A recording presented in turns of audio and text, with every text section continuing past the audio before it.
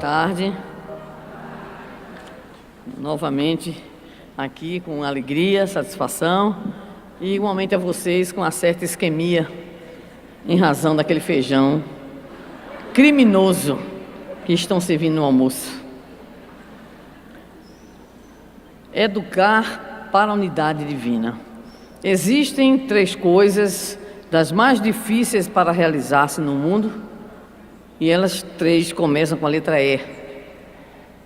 A primeira, logicamente, é evoluir, que não é tarefa fácil de forma alguma. Evoluir reclama dedicação, sacrifício, abnegação, mudança de hábitos.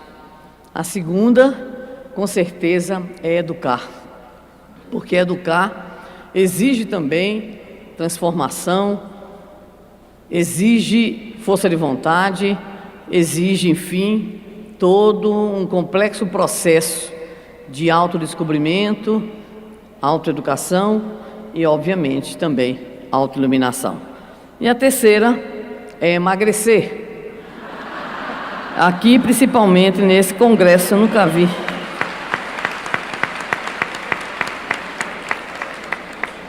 Amanhã, segunda-feira, começarei o meu regime. Eu espero que não termine, como sempre acontece, na segunda-feira à noite. Mas, vamos lá. Bem, em 1996, os nossos queridos irmãos da Federação Espírita do Estado da Bahia realizavam um congresso cujo tema era Educação para a Plenitude do Ser. Bonito, muito bonito, né? E aí, então, como sempre eles pediram ao nosso irmão Divaldo, e o nosso irmão Divaldo teve a oportunidade de psicografar uma belíssima mensagem do Espírito Amélia Rodrigues, intitulada exatamente Educação para a Plenitude do Ser. Pessoalmente, sempre achei muito importante a mensagem, porque além de fazer uma abordagem socioantropológica de imediato para descortinar ao leitor a temática, para que ele se familiarizasse com a temática, ela entra num processo que só os espíritos de grande elevação conseguem. Um verdadeiro esforço histórico, rápido, sintético, onde ela retoma desde a educação primitiva as tendências pedagógicas da atualidade, para culminar com a proposta espírita de educação para a plenitude do ser. Há alguns anos, comentávamos com o nosso estimado irmão Divaldo que a mensagem é tão rica que, enquanto professora, quando trabalhava com turmas diversas de licenciatura, então nós usávamos a mensagem. Obviamente, eu pedi desculpas a ele, que eu tirei o nome dele e coloquei assim a mensagem embaixo: Amélia Rodrigues, educadora baiana. E a turma adorou, turmas enormes, trabalhamos, porque é uma mensagem que dá uma visão geral da educação. E aí então, eu comentando com ele, ele disse que não tinha essa mensagem.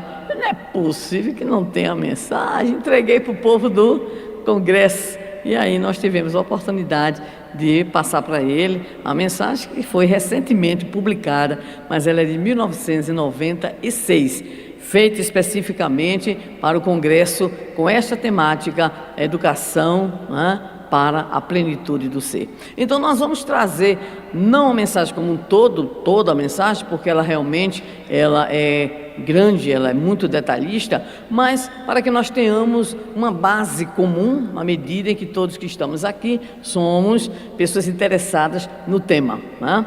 E começa o Espírito Amélia Rodrigues nos dizendo: a educação é a base sobre a qual se sustentam o indivíduo e a sociedade. Sem ela, a vida humana retornaria ao estado primitivo de quase barbárie, sem que se pudessem definir os valores éticos, sociais e morais da criatura e do grupo social no qual se movimenta. Nesse sentido, a introdução da mensagem nos apresenta um conceito básico em torno da temática pedagógica, situando a educação como uma praxis social humana. Só quem educa e só quem é educado é o ser humano. E desde que se tem notícias do homem na face da terra, os processos pedagógicos, os processos educacionais, ainda que bastante rudimentares, sempre existiram. Diria o grande educador norte-americano, primeiro filósofo das Américas, John Dewey, que da mesma forma que a nutrição, o que a nutrição representa para a reprodução, para a vida fisiológica, representa a educação para a vida social. Então, de fato, é esta base sobre a qual se sustentam indivíduo e sociedade. E aí continua a benfeitora dizendo que a educação tem por base um sistema seletivo, sistematizado e orientador, mediante o qual o indivíduo se adapta à vida, ao seu conjunto de proposições e desafios nos diferentes períodos da evolução política, social e cultural, alinhada com toda a historiografia, com a sociologia, com as ciências de modo geral, que se vinculam ou que se debruçam sobre o fenômeno pedagógico. Amélia Rodrigues vai nos mostrar duas características fundamentais do processo educacional. Primeiro, é que o processo educacional é sempre um processo seletivo, ou seja, cada cultura, cada época tem um conteúdo pedagógico próprio e, obviamente, a depender da própria estruturação sociopolítica, esse conteúdo terá inevitavelmente uma caracterização que irá, vamos dizer assim, distinguir uma classe social de outra classe social, e tudo isso dentro de um contínuo histórico. Poderíamos sintetizar dizendo que a educação, ela se dá como praxis social num espaço cultural, geográfico e, consequentemente, também num espaço histórico, social e político, o que significa dizer que nós temos muitas, mas muitas, entre aspas, educações. E essa educação, então, abrange todas as necessidades que dizem respeito ao indivíduo, ou deveria abranger todas as necessidades que dizem respeito ao indivíduo. Que necessidades seriam essas? Necessidades as mais variadas, desde as necessidades de ordem cognitiva, afetivo, psicomotora, as atividades que o indivíduo necessita desenvolver para atingir a plenitude do ser humano e, obviamente, estendendo o conceito à plenitude também daquilo que seria a educação da própria alma, evocando a figura do primeiro grande filósofo da educação no Ocidente, a figura magnânima de Platão. Nos diria ele que educar é dar ao corpo e à alma toda a perfeição possível. Então o sentido de educação se amplia, não apenas atingindo o aqui, o agora, ou a necessidade de adaptação do indivíduo ao seu meio, mas também no que diz respeito à própria necessidade de crescimento, de evolução, de desenvolvimento da individualidade. É isso que a educação deveria buscar, embora não seja exatamente aquilo que tenhamos nos dias de hoje, como ontem também.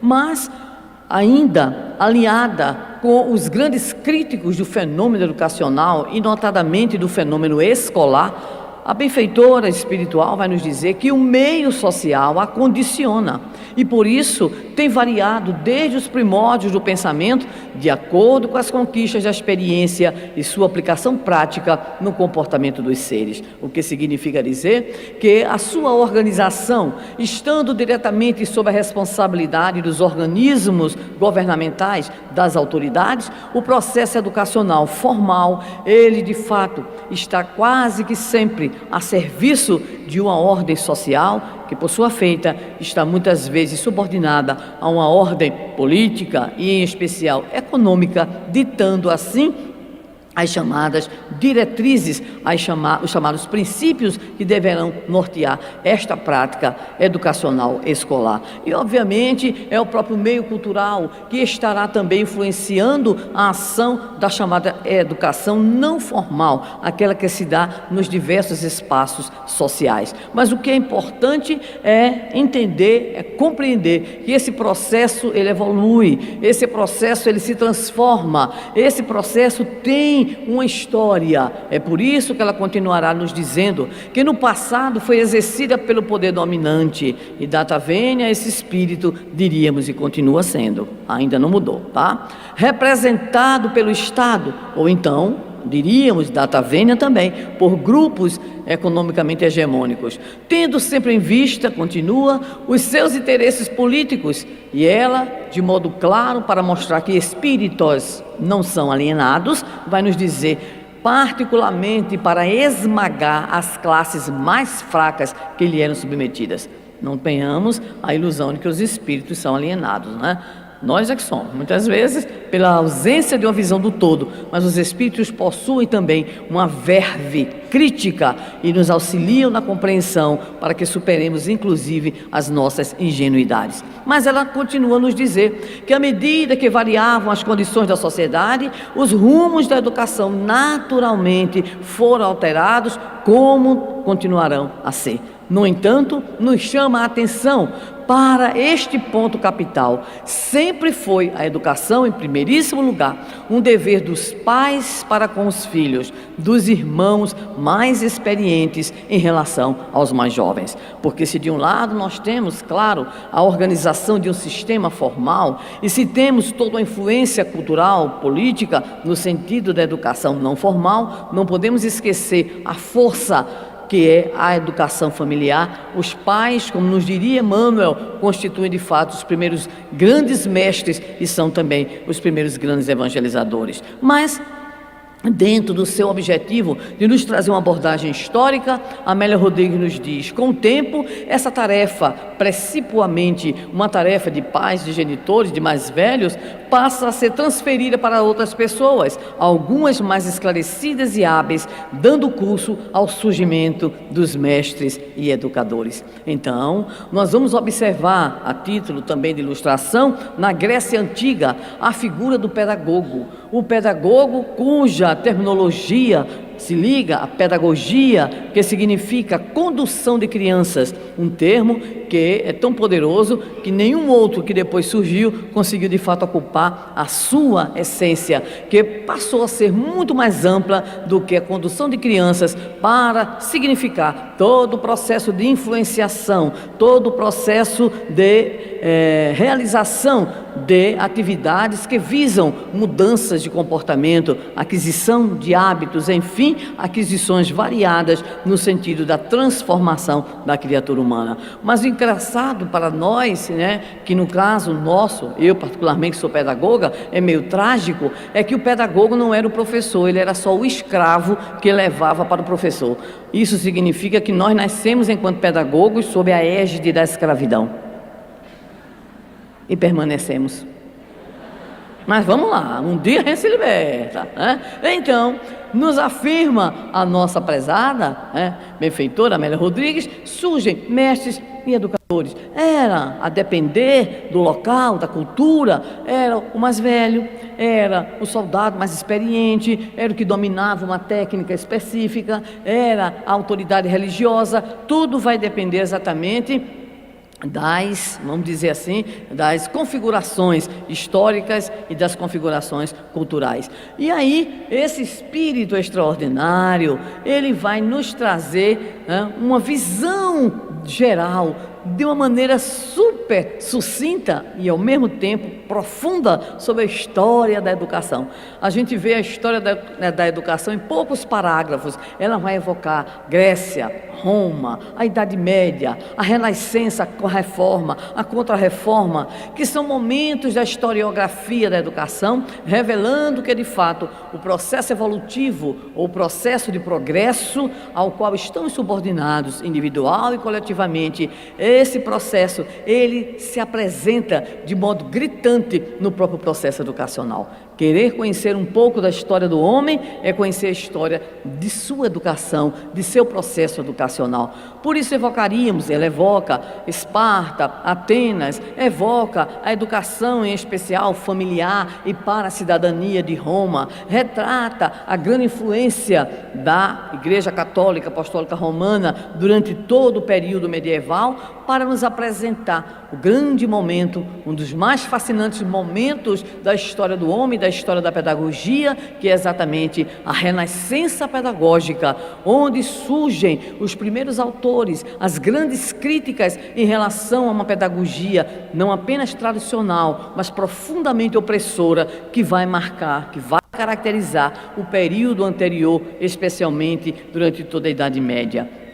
Vamos ainda com ela viajar um pouquinho em torno das grandes contribuições da Reforma Protestante, que vem propugnar o dever do Estado de educar a todos e que vem defender a necessidade da alfabetização para as multidões pela primeira vez na história da pedagogia e na história da sociedade ocidental. E posteriormente a Contra-Reforma, movimento religioso que todos nós conhecemos como a resposta à Reforma Protestante, e que terá grande influência sobre nós no Brasil, em razão de termos nascido cultural e pedagogicamente sob a influência da chamada Companhia de Jesus, a mais poderosa ordem da Contra-Reforma, e em especial recebendo nos rincões brasílicos a figura devotada do querido amigo benfeitor espiritual do Brasil, Emmanuel, na pele do Padre Manuel da Nóbrega.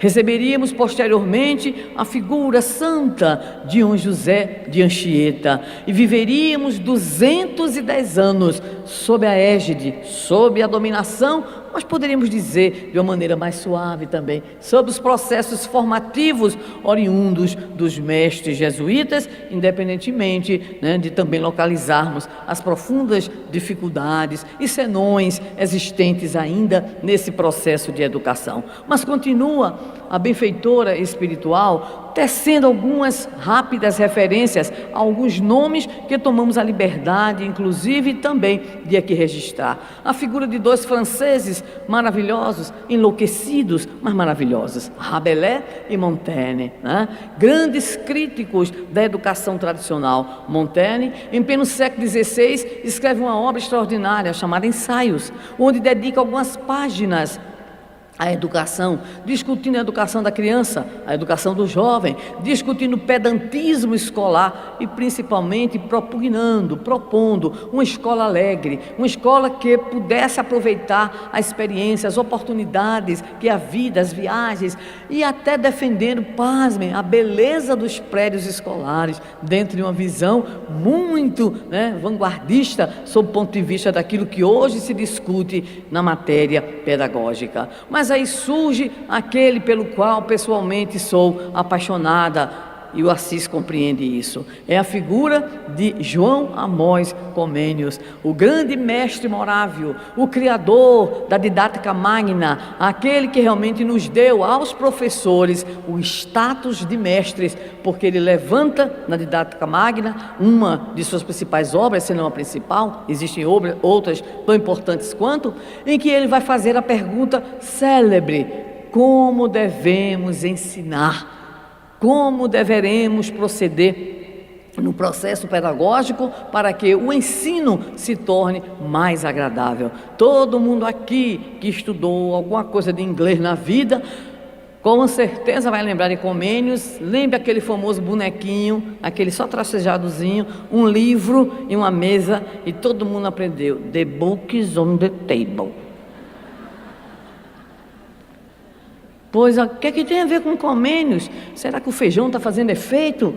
Não. É porque Comênios é pioneiro na vinculação do aspecto verbal ao aspecto visual. Então toda essa mídia, inclusive essa, tem lá em Comênios o grande defensor, porque o que ele se preocupava especialmente era com a facilitação, porque naquela época, imaginem bem, lá para trás, muito mais para trás de Comênios, o processo de alfabetização levava mais ou menos 4 anos. A gente devia ser um bando de animaizinhos, 4 anos aprendendo, imagine só, tá? E ele se preocupava com isso, como tornar o ensino agradável, como facilitar o ensino. Por enquanto a palavrinha é essa, ensino. Então é o grande João Amós Comênios, uma figura tão singular que até hoje em Praga o seu nome é reverenciado, e é ele quem vai nos afirmar que a preocupação da educação devia realmente estar voltada para o mundo, para a terra, mas nós deveríamos nos preocupar preocupar com conteúdos que nos ajudassem na vida após a morte. Então diríamos que, sem dúvida alguma, Comênios está na base da grande proposta de uma educação para a unidade divina, na sua preocupação de que tivéssemos não apenas os conteúdos necessários à vida em sociedade, mas que nos lembrássemos que um dia nós estaríamos em outra sociedade, a sociedade espiritual. Mas nós temos aí a figura de Locke, importante, principalmente nas suas contribuições em torno da psicologia, do empirismo. E aqui o louco, mais louco da história da educação, Jean-Jacques Rousseau, o suíço maravilhoso, que colocou os 5 filhos no orfanato, porque tinha realmente transtornos, alguns problemas psicológicos, mas que ocasionou no pensamento pedagógico aquilo que se ousa chamar de revolução coperniciana, porque ele vai colocar a criança no centro. A preocupação não era mais ensinar, porque essa é a preocupação do professor. A preocupação deveria estar no aprender, que é exatamente o aluno, o sujeito, o centro do processo. Daí o seu livro, o mais famoso deles todos da nossa área, Emílio, ou da educação, até hoje nos traz verdadeiras lições em torno das nossas necessidades pedagógicas, daquilo que seria um processo de educação voltado, de fato, para o desenvolvimento das potencialidades das criaturas. No entanto, lá vem aquele que todo espírita conhece, todo mundo fica impressionado como espírita sabe de educação, pelo menos o nome de Pestalozzi. Não tem como. Em qualquer lugar que se falar em Pestalozzi, espírita sabe, fica todo folgado, todo metido, né? E o pessoal fala: você já ouviu falar de Pestalozzi? Sim, foi o mestre Allan Kardec. Pronto, e aí acaba. Mas pelo menos sabe, né? Ouviu falar do grande mestre Pestalozzi, Johann Henrique Pestalozzi, o pai Pestalozzi, aquele que sintetiza de modo extraordinário a educação do homem integral: educar a cabeça, educação intelectual, educar o coração, educação moral, emocional, educar as mãos, o trabalho, a ação. Então, é com Pestalozzi que o nosso codificador estará, inclusive, aprendendo não somente as lições da área, ou as lições sob o ponto de vista dos colégios, à época, dos conteúdos formais, mas também aprenderá, vivenciará a tolerância, a amizade, o carinho, o apoio, a cooperação. Tudo isso estará presente mais adiante no jovem Polito Leão Denis Arrivaio e mais tarde no maduro Allan Kardec.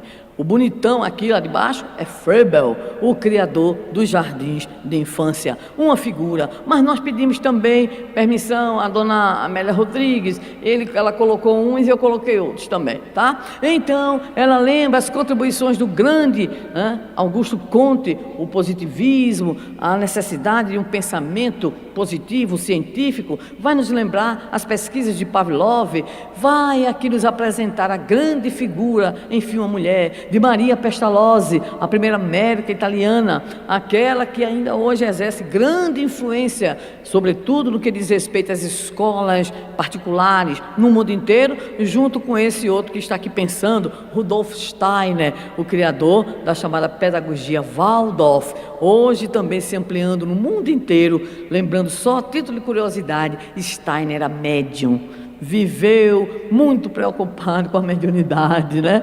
E ele então desenvolve uma proposta pedagógica que transcende o homem material para alcançar este homem pleno, este homem também espiritual. E aqui as outras figuras também citadas por ela, a figura de Jean Piaget, o célebre investigador, pensador, cientista suíço, que vai nos trazer as grandes contribuições para a compreensão da criança, dos estágios evolutivos do processo pedagógico. E aqui o baiano, tem que voltar para o baiano sempre. Eu nunca vi um negócio desse, que é a figura de Anísio Teixeira, o nosso grande mestre baiano, o nosso jovem prodígio, que nos lega uma grande contribuição de reflexão, mas não só de reflexão, de ação, para promover a educação, não apenas a educação formal para todos, mas também nas grandes experiências que realizou em Salvador com os meninos de Palafita, a chamada Escola Parque da Bahia, uma das experiências mais significativas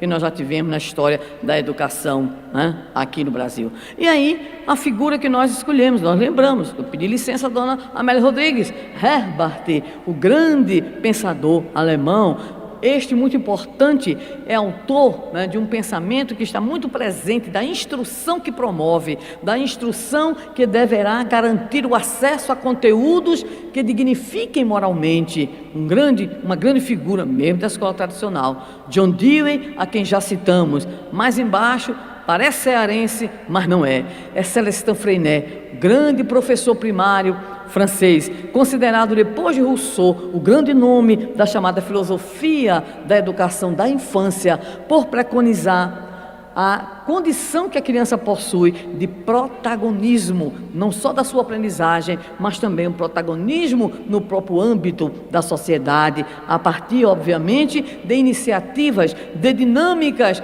que inúmeras das suas propostas, convertidas em técnicas, apresentaram. E é claro, não podia deixar de fazer aquele famoso puxadinha, né? Então tem Paulo Freire, meu conterrâneo, pernambucano, mas cidadão do mundo. E para a curiosidade nossa, quem não estava aqui no outro congresso, vou dizer, filho de mãe católica e pai espírita, com profunda admiração pelo pai, a quem dizia boníssimo, e é ele mesmo quem escreve, Temístocles Freire, meu pai, boníssimo, logo depois vírgula, espírita. Que maravilha!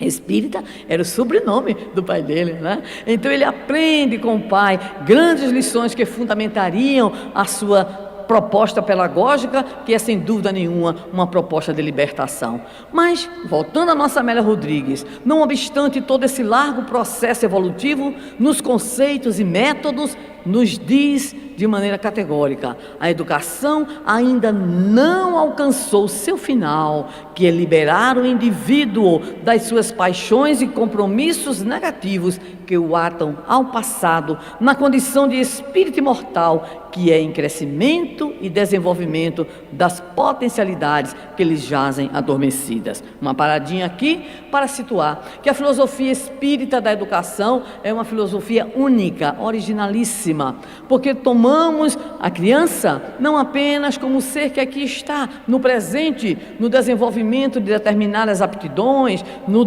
transcorrer de um processo cognitivo, de um desenvolvimento, vamos dizer assim.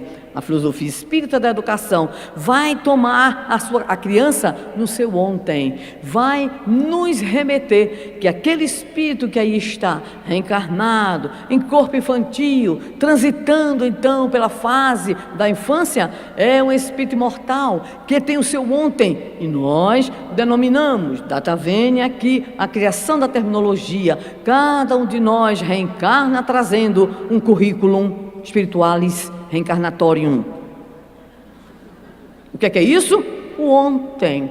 O ontem que se apresentará na forma de tendências inatas, interesses, aptidões, inclinações. É o nosso conteúdo presente nesta existência que nós trazemos das experiências e das existências anteriores. Então a doutrina espírita não toma a criança no corte aqui e agora, mas remete a esta compreensão do espírito imortal em processo de evolução. Mas isso não é novidade, porque Jesus já tinha dito a Nicodemos: o espírito sopra onde quer, não sabeis de onde vem, nem para onde vai. E aí a gente observa com Vitor Hugo, o berço tem o seu ontem, o túmulo o seu amanhã. Então este ontem que a doutrina espírita traz na sua filosofia para nos auxiliar a compreender as nossas crianças, as suas condutas, os seus atavismos, as suas dificuldades, as suas fixações, as suas problemáticas. Então é este espírito imortal que a doutrina espírita vê como necessitado do processo reencarnatório, como condição da sua evolução, do seu progresso, em busca, no trânsito, diria Bezerra de Menezes, da evolução espiritual. Mas muito mais ainda, a nossa querida Amélia Rodrigues vai nos afirmar: a verdadeira educação é aquela que tem um caráter global, atendendo o ser em todas as suas expressões, infundindo-lhe hábitos morais saudáveis, graças aos quais se formam o caráter, a personalidade, que se lhe integram à essência espiritual, transferindo essas conquistas de uma para outra reencarnação, de forma a alcançar a felicidade real. Então, a grande proposta é de elastecermos esse conceito educacional, e ela mais adiante vai nos dizer: todos nos educamos uns aos outros. Nós que vivemos nos processos de interferência, de influência recíproca, todos somos mais ou menos educadores. Obviamente, existe aquele processo ao qual nos referimos, do processo familiar, o mais importante processo educacional. Nós temos, sem dúvida nenhuma, a força e importância da educação formal, mas nós não podemos esquecer que nós estamos em processos sociais, que são processos de influenciação, e nesse sentido precisaríamos muito refletir sobre a nossa condição, quer queiramos, quer não, de pessoas que influenciamos hábitos, formação de caráter, opinião, atitude daquele ou daquela que conosco convive. Então, continua a nossa prezada benfeitora. Essa educação, claro, não pode prescindir dos métodos psicopedagógicos da atualidade, porém ampliados com a orientação espiritual que levará o educando à compreensão da sua realidade eterna, da finalidade da existência terrena e de como conduzir-se para conseguir o êxito que lhe está destinado. Aí está então o cerne, a essência da mensagem espiritual que o Espiritismo vem nos trazer no que se refere à educação. Nós temos necessariamente que nos entendermos como espíritos imortais, e todo o nosso processo de educação junto aos nossos filhos, junto àqueles crianças, jovens que estão participando conosco da jornada evolutiva, temos a tarefa inadiável, necessária, nem só isso, urgente, de trazer-lhes esse sentido de vida, que é o sentido espiritual, para que cada um de nós consiga entender a razão de ser da presente experiência corporal que estamos vivenciando, com suas facilidades, com as suas possibilidades, mas também com as suas dores, com as suas dificuldades e com os seus desafios. Por essa razão, é preciso então que a família, juntamente com a instituição espírita, com o movimento espírita, através desta grande obra de educação, que é a evangelização da criança e do jovem, possam, família, instituição, pais, evangelizadores, dirigentes, colaboradores de modo geral, engrossar as fileiras daqueles que estão conscientes de que a transformação, a regeneração do mundo só se dará pelo trabalho educacional. Nos diria, voltando a Paulo Freire, a educação sozinha não conseguirá mudar a sociedade, não conseguirá mudar o mundo, mas nenhuma mudança significativa para a sociedade poderá acontecer que não seja pela educação, ou tendo a educação como instrumento. Mas aí, a grande pergunta agora é: se é necessário então reformular a nossa visão de educação, em especial no movimento espírita, o que é que nós devemos buscar? E ela estará nos respondendo que esse processo de educação renovado centra-se no amor. O amor que deve ser a tônica do educador e plenamente concorde com o conhecimento intelectual, na compreensão dos valores intelecto-morais do educando, trabalhando-lhe a argila cerebral, de forma a plasmar nela os tesouros inalienáveis do espírito, sem castração nem liberação total, antes auxiliando-os a disciplinar-se e desenvolver os sentimentos elevados com os quais marchará no rumo da sua liberação total. Ora, Amélia Rodrigues evoca o que Jesus já havia mais de 2000 anos nos apresentado, quando no Sermão da Montanha, elevando o seu pensamento, conforme ontem teríamos a oportunidade de reavivar, de recordar, em Mateus 5,47, após nos trazer inúmeras considerações em torno dos conceitos, nos daria aquilo que afirmávamos ontem e retornamos hoje, ao grande objetivo da vida e, consequentemente,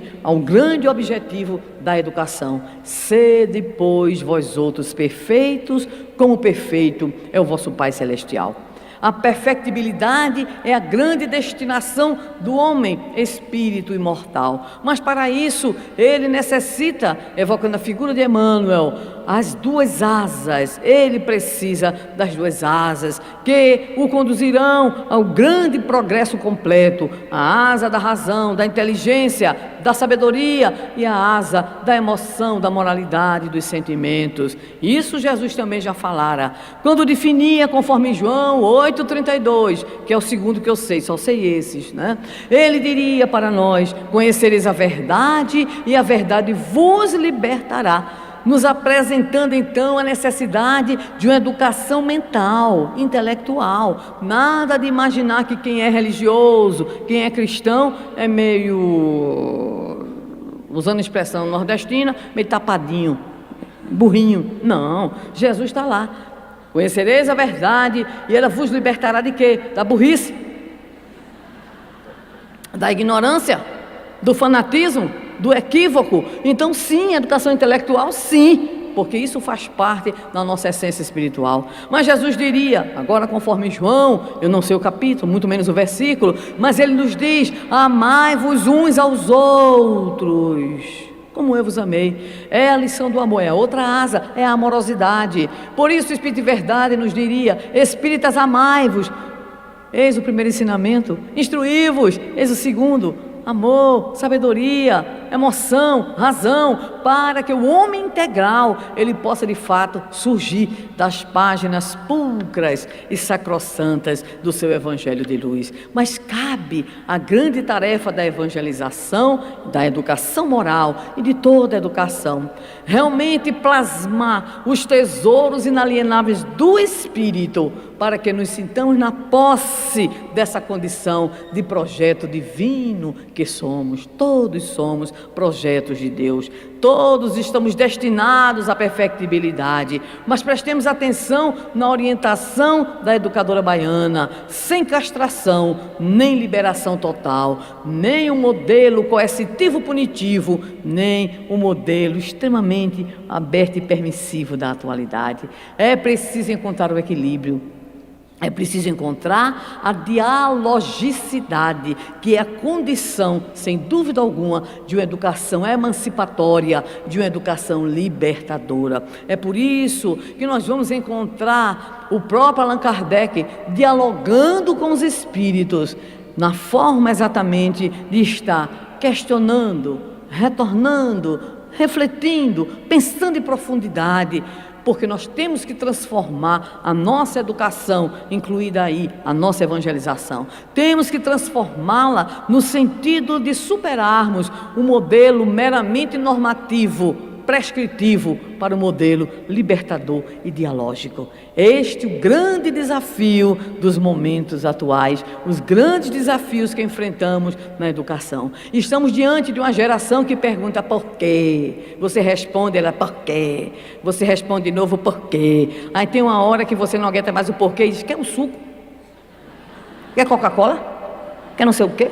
Você resolve de outra maneira, porque não aguenta um nível de perguntas, um nível de indagação. Muitos de nós aqui que vivemos no WhatsApp, criação de Jesus, Haroldo, para nós, muitos de nós recebemos aqui aquelas crianças que são maravilhosas. Tem uma bonitinha que ainda está nas fraldas, a bichinha, começa a dar uma lição de moral no pai, na mãe, e diz assim: quando uma pessoa não tem casa, a gente tem que trazer essa pessoa para a nossa casa. Não era nem nenhum programa social, não, era para dentro da casa mesmo. A menina começa a dizer: Jesus fala dentro da cabeça da gente. Menina, está nas fraldas. Ela dá uma lição de moral tão grande que o pai diz assim: você quer suco? É a resolução do problema. Você quer suco para a criança. Recentemente, vocês devem ter recebido também, uma criança, o olhinho puxado, ascendência aí oriental, ela dá uma lição de moral. Ela começa percebendo, a gente sente que ela percebe que o pai e a mãe se desentendem. Menina, ela pega um fôlego, e eu escutei aquilo não sei quantas vezes para saber se aquilo era decoreba, se ela estava encenando, não dá para ser não, né? Então muitos de vocês receberam, ela dá uma lição de moral, e o pessoal pergunta, mas o que é isso? E a gente responde, é a nova geração que virá, que já está vindo. Agora cuidado para não confundir, viu? Tem umas que não são não, a nova geração, né? Ela só tem a aparência, a maquiagem. Inteligência não é sinônimo de nova geração. Vamos voltar depois para a Gênesis, o último capítulo, né? Exatamente a nova geração. Muito cuidado, porque a gente se entusiasma com a inteligência, né? Eu tenho uma lá em casa que é muito inteligente. Olhou para mim, fez uma pergunta. Vovó, estou muito preocupada. Que ele faz uma pergunta, qual é? Por que o lobo tem que comer porquinho? Ele não pode comer outra coisa? Olha que menino inteligente. Não é isso? Depois ela narrou a história do Chapeuzinho Vermelho em 3 versões. A versão conhecida, na segunda versão, ela que incorporava na representação Chapeuzinho, chamou o lobo e disse, eu quero dividir com você o lanche. Para não comer a vovó. Pegou fôlego na segunda, foi para a terceira. Na terceira ela deu uma lição de moral no lobo. Fique aí, seu lobo, porque é que você vai comer minha vovó? Aí pronto, né? Já resolveu. Aí o pessoal diz, é da nova geração de barro. Geração de barro. Não confundir inteligência com as características da chamada nova geração, que tem o quê? Os valores já internalizados. A vocação para o bem, né? O sentido de espiritualidade, porque tem uma tropa reencarnando inteligente que só, mas toda destrambelhada do sentimento, toda complicada na área emocional. Então é preciso que nós nos preparemos. Vou agora lembrar uma mensagem bem recente de Meimei, 2014, homenageando aqui a nossa, né, os nossos amigos vinculados à campanha de evangelização. E aqui nós temos os grandes baluartes da campanha de evangelização, a nossa Gladys, né? Nós temos aqui a nossa Heloína e outros companheiros. Então ela diz, revela numa mensagem agora de 2014, que o que está reencarnando, milhares de espíritos, tudo reencarnando e esperando o apoio nosso, de paz, de evangelizadores. Então nos preparemos para que nós possamos ter uma educação mais dialógica. E eis o grande problema, porque para a gente fazer isso a gente tem que se transformar também. Por isso que muitas vezes a gente quer usar o suco, vamos acabar, está na hora de dormir, vamos embora. Não, tem que dialogar, tem que ouvir, tem que responder e tem que se esforçar. Esta é a grande proposta desse Espírito extraordinário. Por isso nos lembrará ela, a família sempre desempenhará um papel de relevante importância por celular, a primeira expressiva escola onde se ensina através do exemplo. Por isso mesmo, o exemplo dos pais e por extensão do grupo familiar é de fundamental importância para o desenvolvimento e educação dos filhos. Mas é neste grave momento que ela vai nos alertar. Igualmente, educam todos aqueles que intercambiam lições de vida, tornando-se desse modo exemplos positivos ou negativos que decorrem da forma como se conduzem. Então somos todos, meus queridos amigos, irmãos aqui presentes, nossos internautas, nossos ouvintes, somos todos educadores uns dos outros e consequentemente estamos sendo responsáveis por aquilo que fazemos, pelos nossos conteúdos, pelas nossas atitudes, por tudo aquilo que nós apresentamos enquanto as nossas possibilidades de ser, de pensar, de agir no contato com os nossos irmãos. O processo educativo é incessante, alcançando sempre novos rumos, aliás, novos patamares no rumo da evolução. E aí, a grande exigência que Amélia Rodrigues nos apresenta, educar-se para melhor educar. Eis o grande desafio mediante o qual o indivíduo alcança a autorrealização. Para finalizar, nos dizendo, a educação para a plenitude do ser, portanto, é a única maneira de construir uma sociedade rica de valor, rica de amor e de valores éticos, na qual as injustiças sociais, políticas e discriminatórias de toda espécie deverão ceder lugar à vigência da verdadeira fraternidade. E finalmente, tendo-se Jesus como modelo e guia nesse desiderato, a tarefa árdua e inadiável da educação torna-se um ministério de abençoados recursos iluminativos e libertadores, facultando o surgimento de nova era para a humanidade, que é a do espírito plenamente feliz.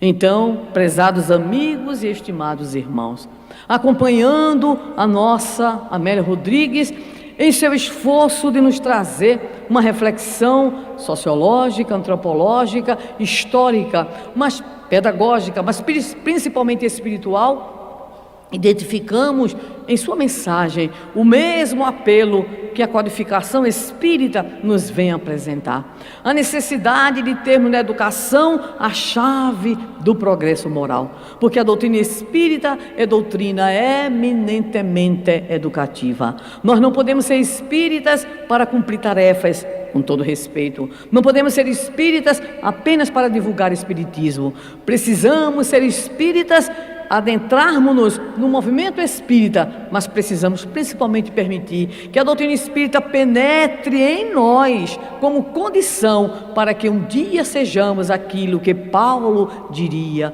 vós sois as cartas do Cristo. Cada um de nós aqui, ouvinte, telespectador, internauta, participante, expositores, grupo de organização, ao qual já desde já agradecemos todo o carinho, atenção por este movimento, por este evento, toda a equipe de gravação, livraria, cozinha, todos que estamos aqui, estamos igualmente matriculados nesta grande obra, que é a obra de regeneração da humanidade. E esta obra é obra de educação, iniciada sem dúvida alguma, de forma mais direta, mais enriquecedora por Jesus, o Mestre e Senhor, o modelo e guia, aquele que disse que aceitava o título de mestre, porque ele de fato o era, e nos apresentou com a sua pedagogia de amorosidade.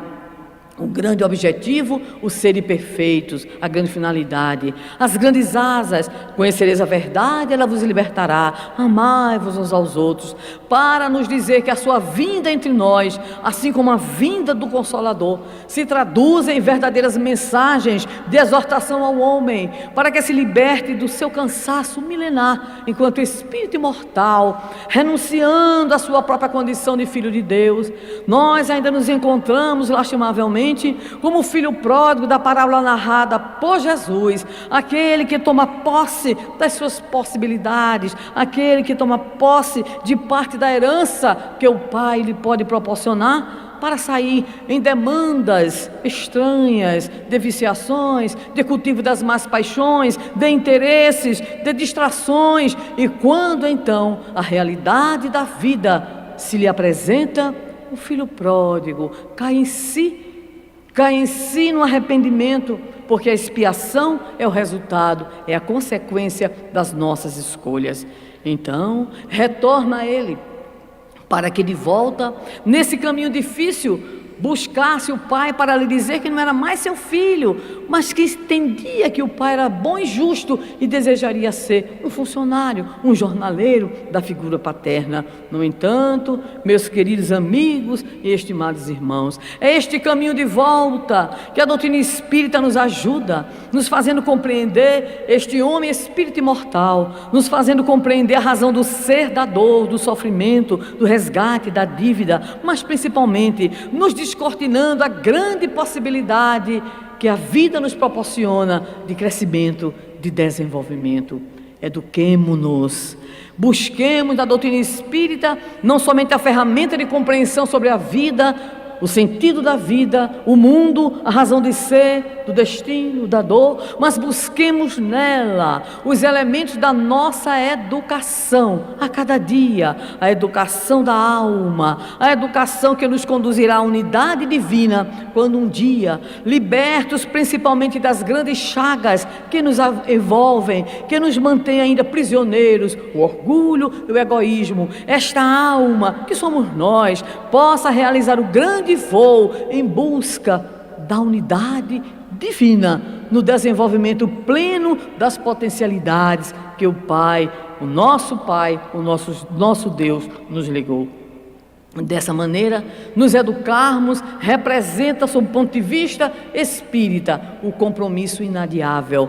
Quer que a Casa Espírita desenvolva essa atividade através dos seus múltiplos caminhos, a evangelização da criança e do jovem, cuja grande tradição aqui está nesta terra, espalhando-se pelo Brasil inteiro, nas figuras que sempre evocamos das grandes trabalhadoras, em especial Diná e Cecília Rocha. Nós encontramos no grande trabalho da evangelização o chamamento do movimento espírita para assumir o compromisso com a educação das novas gerações. Este compromisso que se espalhará, que se ampliará, atingindo adolescentes, atingindo os jovens, atingindo os adultos, atingindo os da terceira idade, da quarta idade, os desencarnados, porque no movimento espírita a gente educa todo mundo, encarnado ou desencarnado. Nós estamos assim comprometidos com a educação, mas tão comprometidos que em 1939 eu não estava encarnada. O benfeitor espiritual Emmanuel, pela mediunidade de Chico Xavier, diria numa mensagem a um grupo que estava assumindo a diretoria de uma casa espírita em Pedro Leopoldo, que era maravilhosa, a multiplicação de locais, de núcleos de assistência fraternal, mas que jamais aqueles dirigentes se esquecessem do caráter eminentemente educativo de todas as ações da Casa Espírita. E da Tavênia, para completar Emmanuel, é muita ousadia. Não nos esqueçamos, que não podemos esquecer que em nós deverá se operar o grande processo, porque afinal de contas, quando despertarmos no grande campo da vida verdadeira, não nos será perguntado o que fizemos sob o ponto de vista dessa ou daquela atividade, o que ganhamos, o que perdemos. O que será perguntado a cada um de nós é o que foi que conseguimos fazer em nós para que o homem velho se transforme, para que a mulher velha se transmude e para que o espírito imortal de fato esteja presente em nossas aspirações, convertendo a nossa vida num hino permanente de luta, de esforço pela aprendizagem dos valores que nos conduzirão à união definitiva com Deus nosso Pai, pela harmonização com a sua lei divina, o natural. Agradecendo aqueles que organizaram este evento e todos aqueles que participaram e participam da sua organização, apresentamos as nossas despedidas, dizendo: não estamos indo embora, estamos só preparando a hora de voltar um dia, se Deus quiser. Que Jesus nos abençoe.